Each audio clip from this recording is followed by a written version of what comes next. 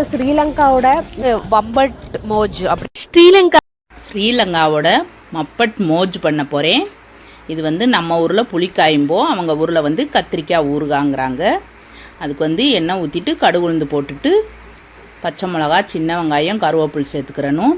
இப்போ வந்து 1/4 கிலோ கத்திரிக்காயை நறுக்கிட்டு கழுவி எடுத்து வச்சுருக்கேன். அதையும் போட்டு கல்லுப்பு கொஞ்சம் போட்டுக்கிறேன். போட்டு நல்லா வதக்கி விட்டுக்கிறணும். நல்லா வதங்கின பிறகு வீட்டிலே அரைச்ச குழம்பு பொடி கொஞ்சம் போட்டுக்கலாம். அதையும் போட்டு நல்லா வதக்கி விட்டுக்கிறலாம்.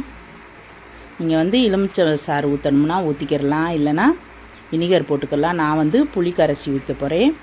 வந்து கடுகும் வெந்தயமும் பொடி பண்ணி வச்சுருந்ததில் கொஞ்சம் அதுவும் சேர்த்துட்டு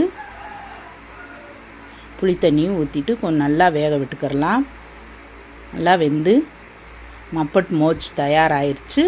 நம்ம ஊர் புளிக்காய் சாப்பாட்டுக்கு எடுத்து வச்சு நல்லா சாப்பிட்டுக்கிறலாம். பாய்.